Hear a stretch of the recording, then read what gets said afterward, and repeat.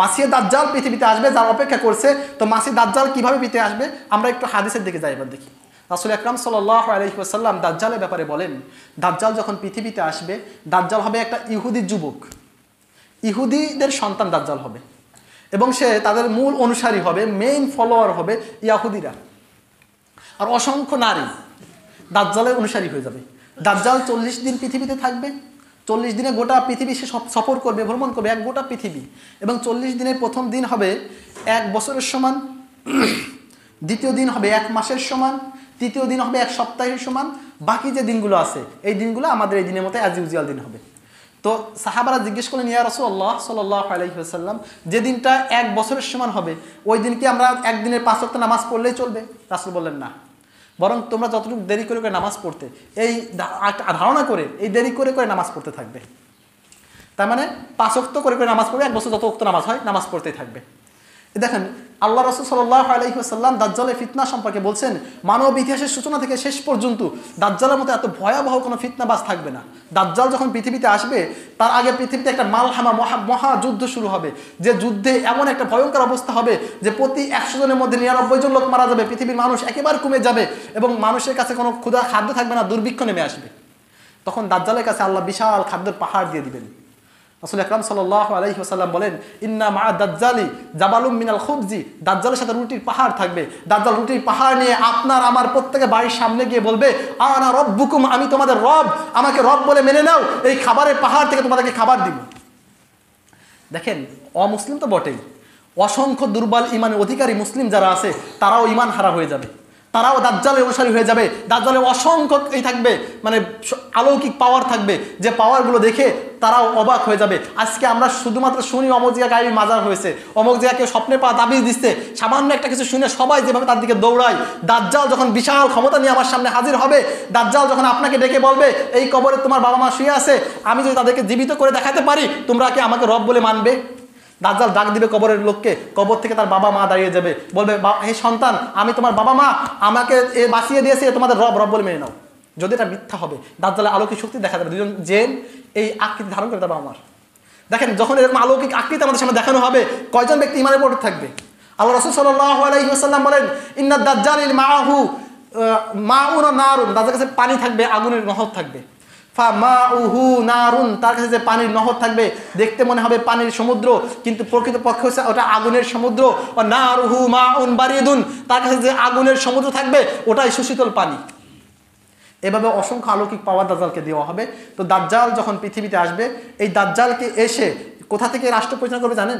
তার কেন্দ্রবিন্দু হবে জেরুজালেম, যেটা আমরা এত সময় বলে আসছিলাম যে হযরত সুলাইমান আলাইহিস সালাম যেখান থেকে রাজত্ব পরিচালনা করেছেন, ওই একই জায়গা থেকে রাজত্ব পরিচালনা করবেন দাজ্জাল, একই জায়গা থেকে দাজ্জাল রাজত্ব পরিচালনা করবে। তাহলে যদি জেরুজালেম থেকে সারা পৃথিবীকে নিয়ন্ত্রণ করতে হয়, তাহলে ওই জেরুজালেমকে, ওই বর্তমান সেটা ইসরায়েল, এটাকে সেরকম ক্ষমতার সমাসীন হতে হবে কিনা? জেরুজালেমকে অবশ্যই আগের পৃথিবী নিয়ন্ত্রণের মতো যোগ্যতা অর্জন করতে হবে। আর এই যোগ্যতা অর্জন করার জন্য কিছু জিনিস লাগবে। এক, সারা পৃথিবীর অর্থনীতি নিয়ন্ত্রণ করতে হবে তাকে, সারা পৃথিবীর পলিটিক্স নিয়ন্ত্রণ করতে হবে তাকে, সারা পৃথিবীর অস্ত্র বা প্রযুক্তি নিয়ন্ত্রণ করতে হবে এই জেরুজালেমকে, বর্তমান ইসরায়েলকে। আসলে আমরা দেখি যে এটা তারা করতেছে কিনা। আপনারা ইতিহাস জানেন কিনা জানি না, 1897 সালে পৃথিবীর ইতিহাসে 2টি বড় ঘটনা ঘটেছিল। একটা হচ্ছে ফিরাউনের লাশ, মমি ভেসে ওঠে সমুদ্রে, যেখান থেকে ফিরাউনের মমিটাকে নিয়ে আসা হয়। আমি যে একটু আগে বলছিলাম, ফালিয়াউমা নুনাজ্জিকা বিবাদানিকা লিতাকুনা লিমান খালফাকা আয়া ওয়া ইন্না কাসীরাম মিনান নাসি আল আয়াতিনা লাগাফিলুন। আল্লাহ বলছেন, আজকে আমি তোমাদের জন্য, আজকে আমি তোমার দেহটাকে সংরক্ষণ করলাম পরবর্তীদের জন্য, যাতে করে তোমাকে দেখে তারা আমার নিদর্শনের উপর ঈমান আনতে পারে। ওয়া ইন্না কাসীরাম মিনান নাসি আল আয়াতিনা লাগাফিলুন, অধিকাংশ মানুষ আমার নিদর্শন থেকে গাফেল। তো বলছেন এখানে যে এই যে আয়াতটা নাযিল করেছে আল্লাহ, সেই আয়াতটা 1893-97 সালে প্রথম মানুষ অনুধাবন করতে পারে যে হ্যাঁ, এটা ফিরাউনের লাশ, এটা সমুদ্রের মধ্যে পাওয়া গেছে, এবং এটা দেখে ওই আয়াতটার ব্যাখ্যা মানুষ বুঝতে সফল হয়। আর আরেকটা কাজ করেছিল, সারা পৃথিবীর ইহুদি এবং খ্রিস্টানদের একটা অংশ একটা জোট, একটা অ্যালায়েন্স গঠন করে, যে অ্যালায়েন্সটাকে বলা হয় জায়োনিস্ট। কখন তারা ফ্রি মিশনারি বা কখনো তারা ইলুমিনাটি নাম ব্যবহার করে। যে নামই ব্যবহার করুক না কেন, তাদের মূল টার্গেট একটা, সেটা হচ্ছে ওই ইসরায়েল রাষ্ট্রকে প্রতিষ্ঠা করা এবং দাজ্জালকে মানুষের সামনে ফোকাসে আনার জন্য যত কাজ করতে হয়, কাজগুলো বাস্তবায়ন করা, আঞ্জাম দেওয়া, এটা হচ্ছে এই জায়োনিস্টদের মূল পরিকল্পনা। এবং তারা সেই 1897 সাল থেকে শুরু করে আজ অব্দ পর্যন্ত তাদের কাজ বাস্তবায়ন করে যাচ্ছে এবং সেটা কতটা সফলতা তার প্রান্তে পৌঁছে গেছে। দুই একটা ঘটনা বললে বুঝবেন। 1914 সাল প্রথম বিশ্বযুদ্ধ বেঁধেছিল। এই প্রথম বিশ্বযুদ্ধ যখন হয়, প্রথম বিশ্বযুদ্ধ অনেকেই মনে করে এটা অ্যাক্সিডেন্টলি কোনো রাজনৈতিক ইস্যু নিয়ে যুদ্ধটা বেঁধেছিল, কিন্তু এটা কোনো রাজনৈতিক ইস্যু ছিল না। একটা মহা পরিকল্পনার ফল ছিল প্রথম বিশ্বযুদ্ধ।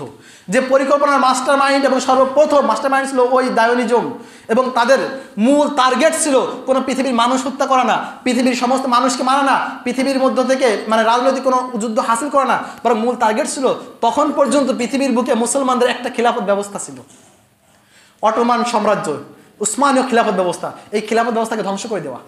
কারণ ওরা জানে যদি পৃথিবীর বুকে কোনো খিলাফত ব্যবস্থা থাকে, মুসলমানরা কোনো একজন খলিফার অধীনে থাকে, মুসলমান এমন একটা জাতি, ওই জাতিকে কখনো কেউ পরাস্ত করতে পারবে না, ওই জাতির দিকে কেউ কখনো চোখ তাকিয়ে কথা বলতে পারবে না। তো তাদের বুঝলো যে আগে পৃথিবীর বুক থেকে মুসলমানদের খিলাফত ব্যবস্থা ধ্বংস করতে হবে। তারা এই অটোমান সাম্রাজ্য ধ্বংস করার জন্য উঠে পড়ে লেগেছিল। যদি সেটা ধ্বংস না হতো, নামে মাত্র যদি মুসলমানদের একটা খিলাফত ব্যবস্থা থাকতো, তাহলে আজকে সারা পৃথিবীতে দিনে দিনে কারণে অকারণে সমস্ত নাস্তিক মুরতাদ কাফের আমার রাসূলকে নিয়ে কোনো অবমাননা কটূক্তি করতে সাহস পেত না। আজকে সুইডেনের বুকে আমার আল্লাহর কোরআনকে অবমাননা করা বা পোড়ানোর সাহস কেউ করতে পারতো না।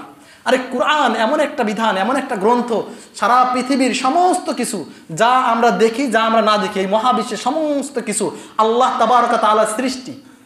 সমস্ত কিছু যা আমরা দেখতে পাই, যা বাতাস, পানি, আগুন, মানুষ, জিন, ফেরেশতা, সব আমার স্রষ্টার সৃষ্টি। একমাত্র ব্যতিক্রম হচ্ছে কোরআন। কোরআন এমন একটা জিনিস যা আল্লাহর সৃষ্টি না, বরং এটা হাযা কালামুল্লাহ, আল্লাহর পবিত্র মুখের বাণী। কোরআন হচ্ছে আল্লাহর পবিত্র মুখের বাণী, কোনো সৃষ্টি না। এই কোরআনকে পোড়ানোর মতো দুঃসাহস পৃথিবীর কেউ করতে পারতো না, যেটা সুইডেন করছে, মাঝে মাঝে মানুষ করে। যদি কোনো একটা খিলাফত ব্যবস্থা থাকতো, এটা সম্ভব হতো না। কিন্তু ওরা এটা বুঝে প্রথম মুসলমানদের খিলাফত ব্যবস্থা ধ্বংস করার জন্য এই যে আঞ্জামটা দিয়েছিল, এবং তারা সফল হলো। খিলাফত ব্যবস্থা প্রথম বিশ্বযুদ্ধের পর ভেঙে যায়, পুরোপুরিভাবে চূর্ণ বিচূর্ণ হয়ে যায়। এবার মুসলমানদের আর আজ অবধি পর্যন্ত এই যে 100 বছর প্রায় চলে গেছে, এই 100 বছরের মধ্যে মুসলমানরা একজন নেতা, একজন খলিফা নির্ধারণ করতে সক্ষম হয়নি। দেখেন এই যে এই যুদ্ধটা চললো, যুদ্ধের পরে কি হলো, ব্রিটেনের সহায়তায় সারা পৃথিবীতে ছড়িয়ে ছিটিয়ে থাকা যে ইহুদিরা ছিল, এই ইহুদিরা ওই যে জেরুজালেম, যে বাইতুল মাকদিস, যে বর্তমানে ইসরায়েল, আমাদের সুলাইমান আলাইহিস সালাম যেখান থেকে রাষ্ট্র পরিচালনা করেছিল, যেখান থেকে দাজ্জাল রাষ্ট্র পরিচালনা করবে, সেখানে সমস্ত ইহুদিরা একত্রিত হয়ে গেল।